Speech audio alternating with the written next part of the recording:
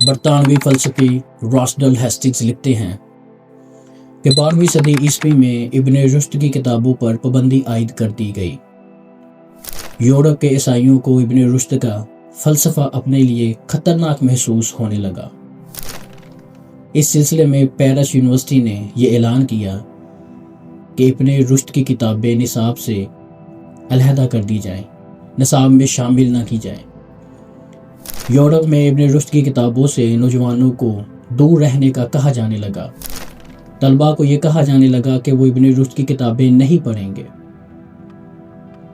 لیکن بہت لمبا عرصہ نہیں گزرا تھا کہ یورپ کو یہ محسوس ہوا کہ انہوں نے اپنی نوجوان نسل کو علم کے خزانے سے محروم کر دیا ہے، علم کے خزانے سے دور کر دیا ہے۔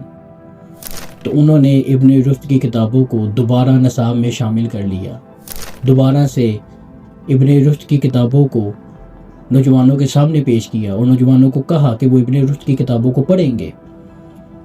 ایون کہ جو پریویس اسٹوڈنٹ گریجویشن کر چکے تھے ان سے یہ حلف لیا جانے لگا کہ وہ اپنے نصاب کا حصہ ابن رشد کی کتابوں کو بنائیں گے اور وہ انہیں پڑھیں گے۔ ایک وہ دور تھا کہ ابن رشد کی کتابوں پر پابندی عائد کی گئی، اور ایک یہ دور تھا کہ ابن رشد کی کتابوں کو بحال کیا گیا۔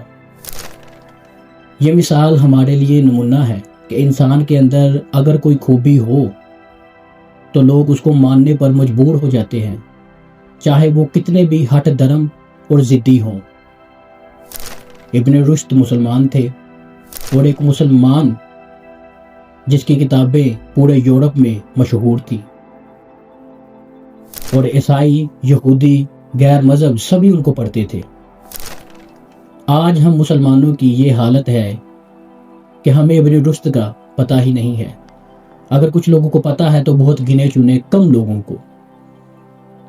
یورپ نے مسلمانوں کی کتابوں کو پڑھ کے کامیابی و کامرانی حاصل کی، جیسے کہ یہ ہمارے پاس ابن رشد کی مثال آپ کے سامنے ہے، آپ کے سامنے موجود ہے کہ انہوں نے اپنے نوجوانوں کو ابن رشد کی کتابوں کو پڑھنے کا کہا۔ آج ہمارے نوجوان یورپ کی کتابوں کو پڑھ رہے ہیں۔ جو یورپ مسلمانوں کی کتابوں کو پڑھ کے زندگی میں آگے بڑھا، دنیا میں اقتدار حاصل کیا۔ ہمارے بڑے بزرگوں کو پڑھ کے یورپ نے ترقی کی، اور آج ہم یورپ کے غلام ہیں۔ ہمارے بڑے بزرگوں نے یورپ کو علم دیا، اور آج ہم علم کے لیے یورپ کے محتاج ہیں۔